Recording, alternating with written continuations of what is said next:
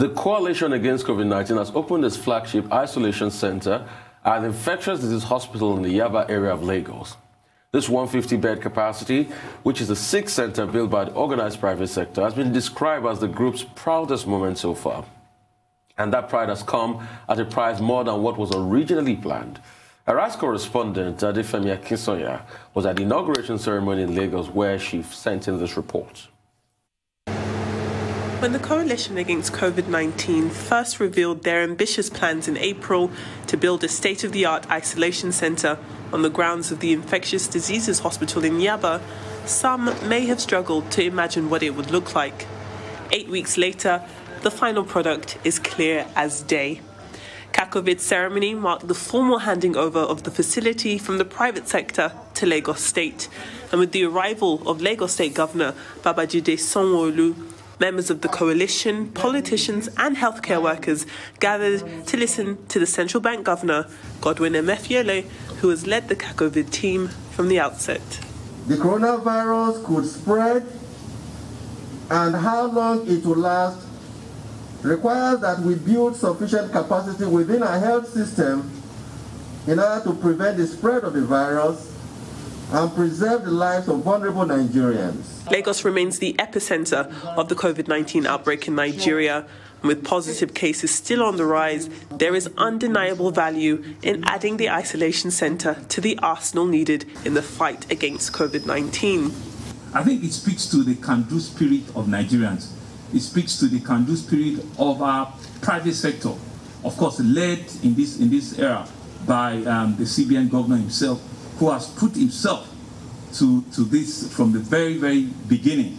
And we've committed that this hospital, and we're waiting even for CACOVID, post-COVID, that this hospital will see a purpose-built international infectious disease research center.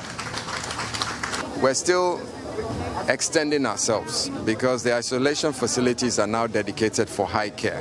70% of the patients that present in Lagos have a asymptomatic to mild disease, so which is why we're shifting to home-based care.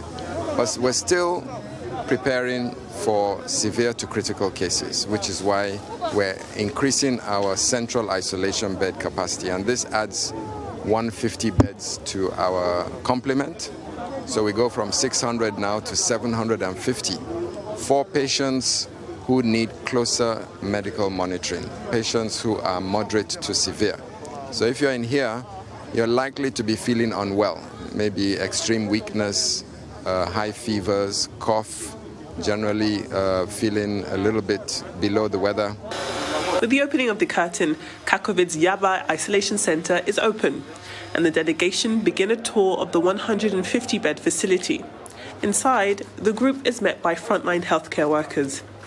Walking through and around the centre, the attention to detail is hard to miss. And it's not all about the patients. There are also fully equipped facilities for healthcare workers who would also be staying on the premises. Well, here within the facility, we can see how CACOVID's early plans and discussions have materialized into a very vivid reality. From the beds and the bedside tables to the refrigerators and all of the other facilities here in this centre, it's clear to see how CACOVID have left their mark. The project was supposed to cost 500 million naira, roughly $1 million. But the facility did go over budget. Nevertheless, the pride is palpable.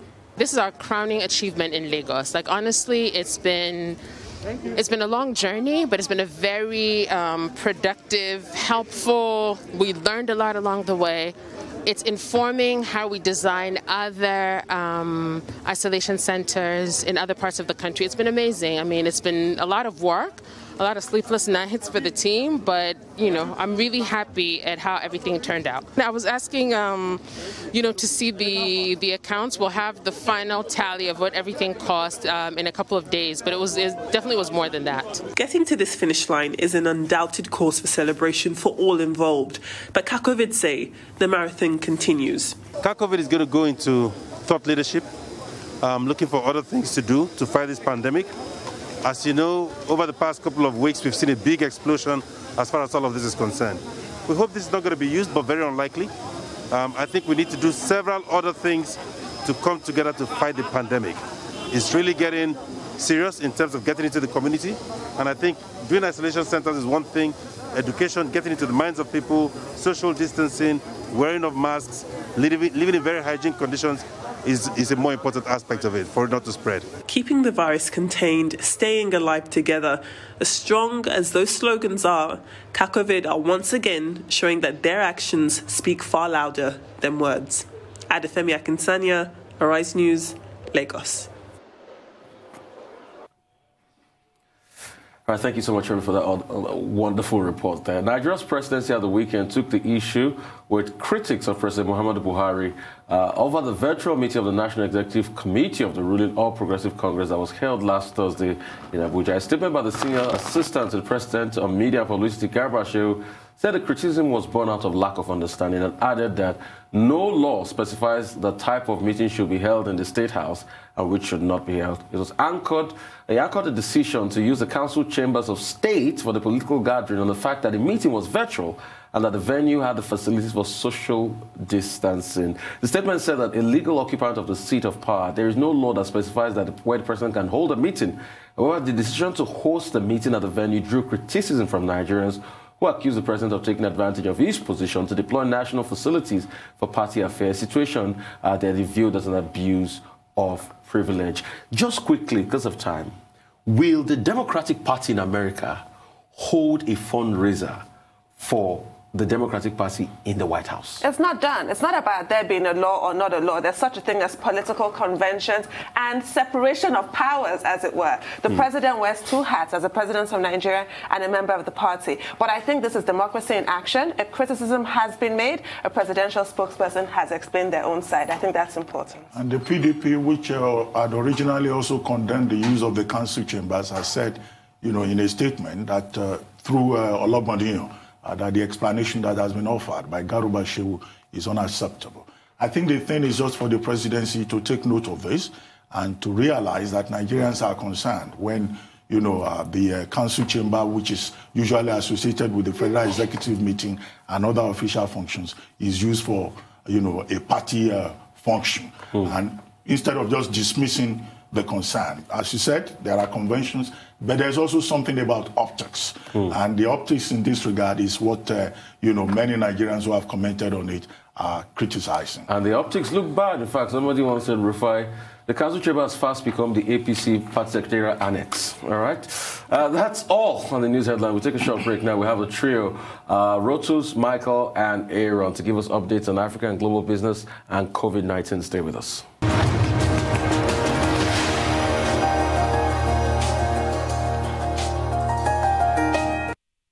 Welcome back to the morning show here on Arise News. Our ever-dependable Rotus Odiri now joins us to give us Africa Business Update. Over to you, Rotus. Good morning. Good morning, Doctor. Good morning, Tundun. Good morning, Tundun. And good morning, Rufai. Hey, so we begin with Access Bank.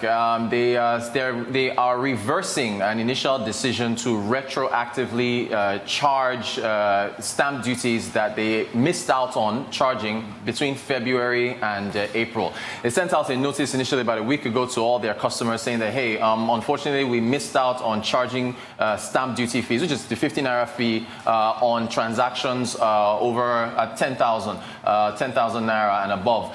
So that's the first notice that we're seeing on our screen. They sent it out. Now, the feedback wasn't very positive. Customers were, there was some backlash over this with regards to people saying, why are these charges coming about as of now? Again, so the bank now sent out just yesterday an update saying that they've listened to the feedback from customers on social media and so on, and they are reversing course, and they will pay the stamp duty fee on behalf of said customers. Anybody who has been charged already, they will be refunded. And I've already seen some positive reactions coming from a number of customers who were initially charged who have now been refunded. Now, of course, another thing that was missed, a lot of people seem to think that Access Bank was keeping this money, but in the notice, they made it clear that this was part of the Finance Act of 2019. The money is going to the federal government, so they're remitting it to the central bank, and the central bank is now going to remit it to the federal government.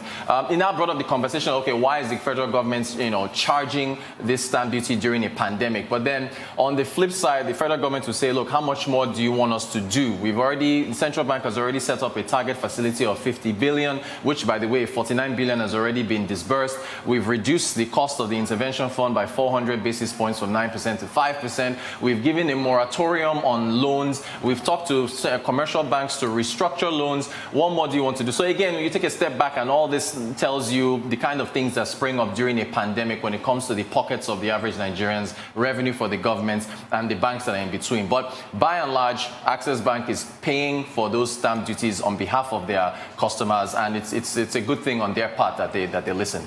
To another bank, UBA.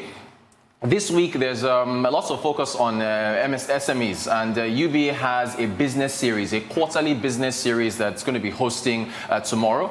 Special guest is Mr. Segun Ogunsanya, who is the MD and CEO of Airtel Nigeria. So the topic is strategies and competencies for adjusting to a post-COVID-19 business environment. It's a very, very informative series that UBA hosts on a quarterly basis. A lot of knowledge is given out based on business leaders like Mr. Segun Ogunsanya and others whose brains are picked with regards to how to operate and navigate the business environment, and how small, medium enterprises can stay above water, especially in these tough times. So it's a very pertinent topic that they're going to be looking at. Also, Vice President Osibanjo and the Minister of State for Industry, Trade and Investment, Mrs. Miriam Katagum, they're going to be hosting a talk tomorrow for opportunities and challenges that are being faced by MSMEs, micro, small, medium enterprises. I believe the Director General of SMEDEN, the Small Medium Enterprise Development Agency, is going to be part of that. Both of these events, by the way, are virtual. I need to add that as well. They are both virtual events for MSME because of what, of course, has been happening with regards to the COVID-19 pandemic. So that should be pretty interesting. To the tax matters, the Lagos Inland Revenue Service, they said that they were able to raise about 25 billion naira in April despite the lockdown. I spoke with the head of ICT at the Lagos Inland Revenue Service, Mr. Rashid Oluwajayi, and he informed me that this is as a result of the e-tax software which was implemented back in October of last year. There was an awareness campaign around it. They let businesses know that they can file online, make payments online, and so based on the e-tax initiative, which had already been running since October, they were actually able to still collect this sum of money even in the month of April while the lockdown was still in effect. Now, he did say, look, 25 billion for the commercial capital of Nigeria, Lagos, may not be much, but it's still something. It's better than nothing, and it shows that going forward, post-COVID-19, Lagos State is at least positioned to be able to continue to collect tax revenue. We're hoping to speak with the executive chairman of the Lagos Inland Revenue Service, Mr. Suber, Adele Suber, tomorrow, hopefully on the Global Business Report. So we'll get more color on the tax collection initiatives of the LIRS. And then to Zimbabwe, outside of Nigeria now, Zimbabwe has halted trading on their stock exchange and also halted mobile money transactions because according to President Emerson Mnangagwa, the transactions that are taking place there are sabotaging the economy. They introduced their currency, the Zimbabwe dollar, which they've been dollarized now for over a decade. They stopped being dollarized, tried to introduce this currency, pegged it at 25-1 versus the US dollar, but they abandoned the peg back in March or so, and now I think it's trading about 57, more than 100% depreciation. So they've had to halt transactions, which basically are just, is increasing. Transactions have to happen, and it's increasing demand and pressure on their central bank. So they've had to halt things as of right now until things get better. But it's quite remarkable that they suspended trading on the Zimbabwean stock exchange and also halted mobile money transactions. But then that shows the kind of issues they're facing. The World Bank says that Zimbabwe's economy is going to contract by about 10% this year, and they still got a lot of remittance issues and foreign exchange issues as well. South Africa, they are today, Monday, allowing casinos and movie theaters to reopen. South Africa is still facing rising cases of COVID-19. I think about 118,000 or so cases, about 2,000 or so deaths. But, I mean, South Africa is facing so many issues. They were already in recession before COVID-19 hit. They've got issues with the airlines. They've got issues with unemployment. So they're instituting, though, 50% capacity in their cinemas and 50% capacity in their casinos. Activities have to return. So their President Ramaphosa is pushing ahead with these businesses businesses being allowed to open. And then finally, on the fashion side of things, Kanye West started a deal. He signed a deal with Gap called Yeezy Gap, where he's going to be designing apparel. If you look at that tweet there, he says, Mowalola joins as YZE Gap design director. Mowalola is a Nigerian designer, though she's based in the UK. She's been picked to head the design direction of this particular apparel brand for Kanye West. So she made some big waves over the weekend with regards to that. So she's going to be running things there, and it's good to see a Nigerian. Of course, we're already making lots of waves. There she is, making lots of waves in the fashion side of things, on the business side of things in the fashion industry. But yeah, so big news on her part in that it's a pretty big gig for her. Naomi Campbell and a number of other big fashion folks were congratulating her on that over the weekend. And that's what's been happening around Africa as far as business is concerned. Thank you, Rotus. Congratulations to Mowalola. And to take you back to your story on Access Bank, I mean, I think they handled it the best way they possibly could after dropping that huge clanger on their customers, because really the deciding factor in the relationship between a customer and their bank is trust. You need to be able to rely on your bank, and you need to feel some sort of goodwill towards your bank. Yes, so indeed. It's good that Access Bank has owned their mistake and is not penalizing the customers for that. Yes, indeed. Yes, indeed. Good move by Access Bank, I agree, but there have also been some complaints that those who have received refunds, some of their customers are claiming that there has been a shortfall in terms of what was deducted originally and what is being refunded. Maybe they need to take a look at that as a way of further building trust and confidence. And then again, do we have an idea of what the figure is that the Access Bank is likely to be paying to the central bank? I don't know whether they put a figure to that. And then third point, where are we about the complaints about violations of the Finance Act? Some persons, bank customers had expressed concern that deductions were being taken from amounts, deposits below 10,000, whereas 10,000 naira is supposed to be the threshold. Do you have any information on that? I do not. I haven't actually seen those complaints. But I imagine that with the feedback loop between the bank, as Tundun is talking about, building trust and the communication field between the bank and the clients and customers, if that's the case, they'll be looking into it. I've been looking at social media. They're very quick to respond and say, look, send us a DM, contact customer service, we'll talk to you. So I imagine that they will actually look into that and address it as quickly as possible. Great. Thank you very much. Rotus. Thank you. Now for more business updates, we're joined by Michael Wilson from London. Good morning, Mr. Wilson. Good morning. Markets in Asia really taking their cue from that big drop in the United States on Friday, obviously about the worries about infection rates rising through the rest of the world and so on, which we've just been covering. And we reckon that a weaker opening in Europe will continue through the day. This relentless spread really has caused a lot of investors to question their optimism, which saw markets shoot up over the past couple of weeks. And we're seeing bonds and money into bonds, and also oil prices slightly crimping. I'll come on to that slightly later. So just as far as the overall figures are concerned, the broadest index of Asia-Pacific shares outside Japan fell a little. The Nikkei down about 2% this morning overnight, so it's not been a good time. Last week there was rising infection rates rather in the United States, which saw some US states either postpone their reopenings or close back down again. That was down. There was a big slide on Friday, which we covered then. The concerns that economic recovery may, of course, take a much longer than people had actually thought. However, it has to be said that overall these losses were fairly modest when compared to previous sessions and previous weeks, but there's no question that investors are actually beginning to question the pace of any recovery in economic output, with gold prices hitting their highest levels for a long time. Again, I'll come on to those commodities later. And the damage already done in other parts of the healthcare sector has put paid to a rapid recovery, of course, but it means, I think I've been saying this for the past couple of weeks, I just think the investors are going to have to get used to the fact that we've got to deal with this. It isn't going to go away. It may reduce, there may be spikes and so on, but you should take comfort from the fact that we do actually know a little bit more about spikes. And my guess is that the way that governments will manage this is to go much more local.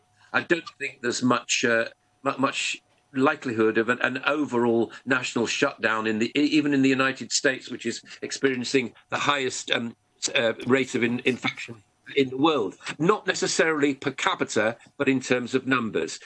Now, let's not run away with ourselves too much. There will be some relatively optimistic stuff out of Asia, Europe and Africa this week. Second wave concerns are not as immediate as they are in the United States. And as far as commodities are concerned, well, I was saying that crude oil prices, well, they slipped back a touch after hitting their highest level since the 6th of March and since that dreadful negative time in April. So they've kind of retraced their steps. A large part, though, of the concern about oil prices is about, one's not really sure about this thing called the US driving season. You know this very well, of course, when Americans actually take to their cars because it is such a large country and they love their road trips. Whether that will actually bring the oil price back up again, who knows, really. Gold, as I said, up to the highest price in a decade. Copper, Dr. Copper, this favourite barometer of mine, I have to say, bit of profit taking as you'd expect, but it's on the rise again.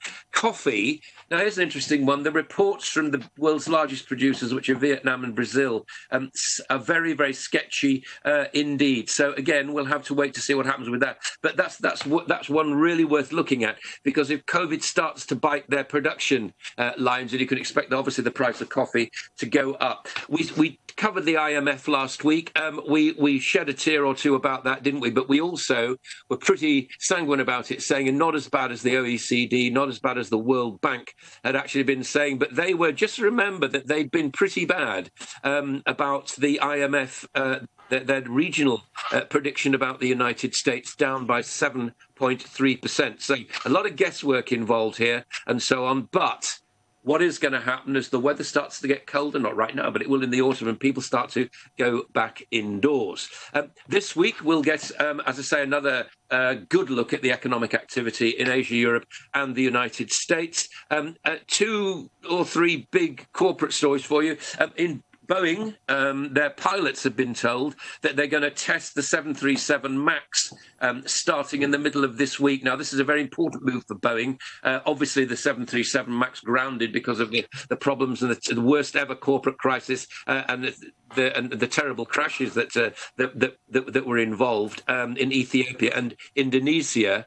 However, also, the Boeing 737 might stand a chance because larger jets are being mothballed. The airlines are looking at these double-decker jets and saying, we're never going to get, or within the lifetime of the profitable reality of these airframes, will we actually get people to fill the seats? Very unlikely indeed. So if the days of the big jets are over, maybe the 737 will work. Here, the government will lay out plans to build out of the slump. Infrastructure, schools and hospitals and all the rest of it. We'll see about that. The Prime Minister is due to make a speech about that. The EU is talking to us about we need to reveal what our state aid is going to be and what levels of state aid there's going to be in this country. Always a very interesting subject, this, because all countries around Europe have tried to disguise state aid they've been handing out to their various industries ever since the EU began. And finally, maybe an upsurge in travel stocks, because people are beginning to go away on holiday. But we, of course, will be toiling at our computers. And on that, I'd just like to say that tomorrow, would you like me to give a sort of mid-year look at and then a look forward to where investments and markets are going to go, because it is the end, it's the calendar end of half of the year. What a couple of quarters these have been. End of quarter 2. I'd be happy to do that for you if you'd like me to tomorrow. We'd be delighted. We'd be delighted to have that, certainly. Thank you. We'd be delighted. I mean, just some quick insight, really, and you talked about this, I mean, very strongly. I'd like to take you on issues around state aid and the transparency around that, because this is very important at a time like this, where there's a lot of wranglings in the EU as well, with Britain leaving the EU, Brexit happening and the likes, and the money that are being doled out, and probably some level of repayment, thinking around this. I also want to ask you, are numbers coming out of Magic Monday, did it really tip the balance in the economy? Did people really go out spending? Okay, two things there. First of all, state aid. Yes, that's very important indeed. And as I said, many governments within any sort of trading bloc, including the EU, have tried very, very hard to look after their industries. I'm thinking about manufacturing. I'm thinking about steel. I'm thinking about aviation and so on. If you actually look at how much money some of these governments have pumped into this in all sorts of schemes and so on, it's unfair that it's considered unfair that the large economies can actually do this when the smaller economies in the same bloc actually can't. So that state aid is going to, that will just continue and continue. It's always been like this. It's something which will never, ever change, unfortunately. And you're right, it needs transparency. As far as borrowing money is concerned and state debt and the rest of it, it's fine if you have control of your currency. The sterling, the Bank of England has control of sterling. The Fed has control of the dollar. The European Central Bank, you would imagine, and again, some of the larger economies are questioning this, has control over the euro. If you have control over your currency, then you can borrow because people have confidence in it. If the central bank has no control over it, a classic example of that would be, you were reporting on Zimbabwe. What a sad picture that demonstrates every day, doesn't it? If you have no control over your currency, then people will not lend, or at least will try to invest in a kind of proxy way into your economies, and that isn't good. That isn't good for growth. All right, I talked about magic numbers, Magic Monday. Any numbers out already? Did it really tip the balance on trade? Are people really going out to buy stuff? Yeah, a very good point. No, I think what we're going to have to do with that is to wait to see. We saw a big rise in Magic Monday, and then it kind of fell off a bit during the week. I'd be interested to see how this week transpires at the moment, and how the big lockdown, really, as far as social distancing, will be July the 4th, which is Saturday. That'll be a really big one. So I think what we'd do is, if we may, is to wait to see when there's been a slightly longer look at the effects. So there was a spike in spending, undoubtedly. We are being told to spend, spend, spend. Well, that's all very well. And I have to say, I'm not very happy about living in a society which is propped up by consumer spending, but that's often the way in developed countries like ours and yours. And that is a worry. But if I may, I prefer to wait a week, see what happens. Maybe we should talk about this at the end of the week. Okay. Thank you, Mr. Wilson. Thank you very much. And now for COVID-19 update, we go to Aaron Akerejala. Good morning, Aaron. Hey, good morning, Tundun. I must say, green looks lovely on you. Good morning to you, Doctor. Good morning to you, Rufai. Good morning, Aaron. And straight into the crux of the matter this morning. Over the course of the weekend, looking at the numbers of cases of coronavirus. Now, before we get into the numbers, at the moment, the U.S. CDC, that's the U.S. Center for Disease Control, are actually updating the symptoms list. Remember, before this time out, we all knew that the symptoms of COVID-19, that if you actually develop or if you actually show symptoms of fever, cough, shortness of breath, fatigue, muscle aches, headaches, and quite a lot, sore throat and the rest of them, then you could actually think of start getting tested for COVID-19. But at the moment, they've said they've updated that list to include if you have a runny nose or congestion, if you're suffering from nausea, and if you have diarrhea.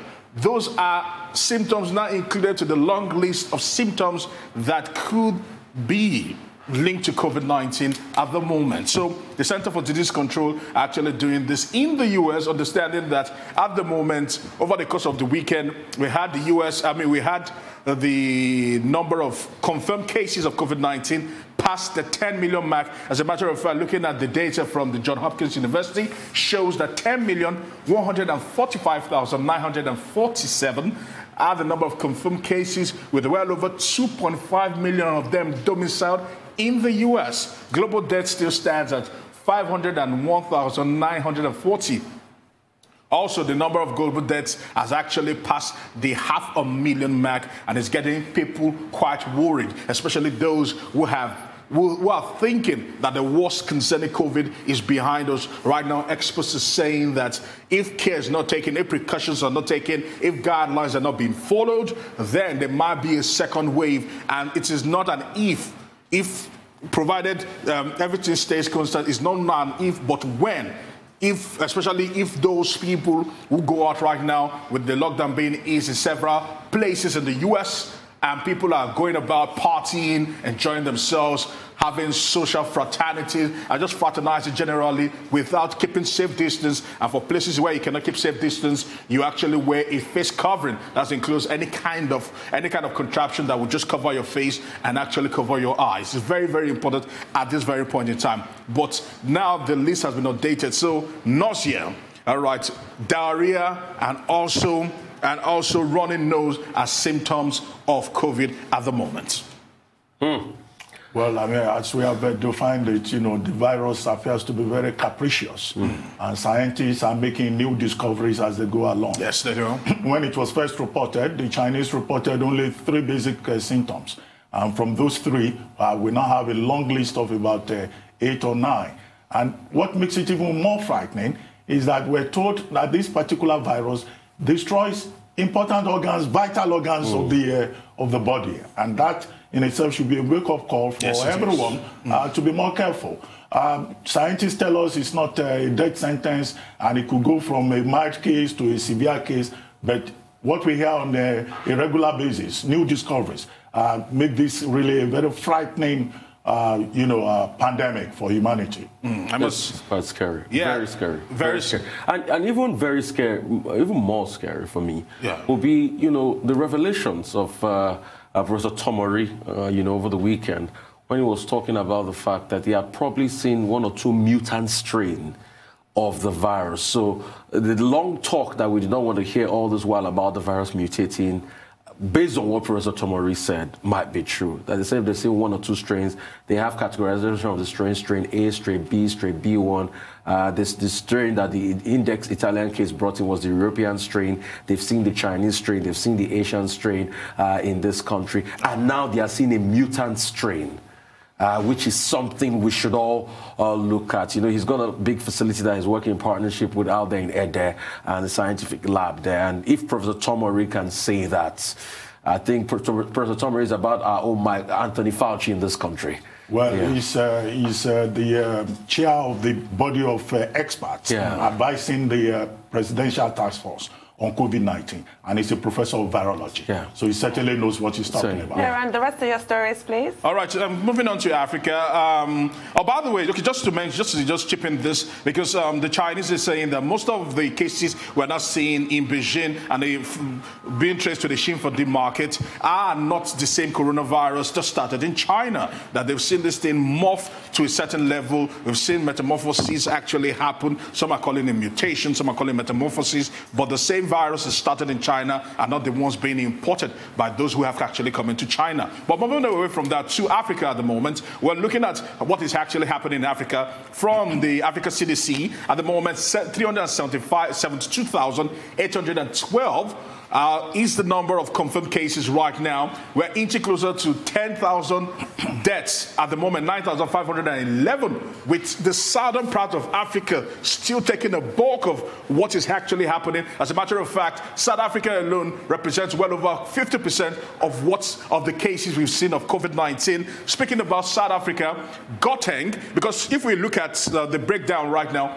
of the African regions, you'll find out that although the Western province, the places like Lagos are still leading, because you can see that Western Cape Province, Lagos are still leading in the number of confirmed cases. But by the way, speaking about Lagos, there was a lovely report being brought up by Adefemi, speaking about the fact that there are now more bed spaces being made available thanks to CACOVID. Also, let's say that here in Lagos, there were also reports over the course of the weekend that not only are just bed spaces being made available, but at the moment, we're now even seeing more and more centers and hospitals being, as a matter of fact, they said that right now the number of hospitals have actually increased.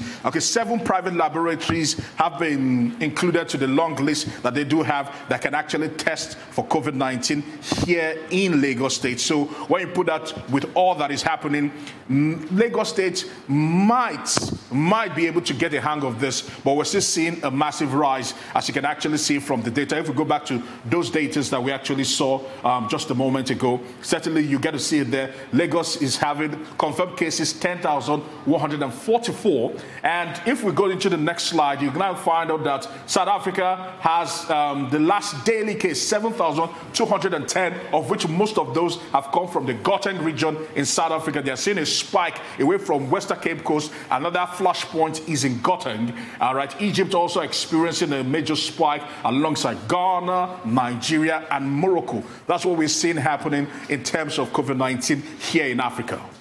Well, quickly, any news from Kogi State, where we were told that the Kogi chief judge died as a result of COVID-19? As a matter of fact, there are unconfirmed reports that he's not the only one that has actually passed away. That some people have also passed away that they've linked to other deaths, other symptoms away from COVID-19.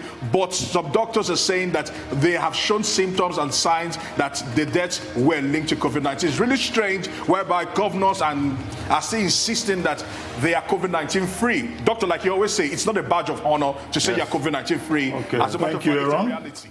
Thank you, Aaron.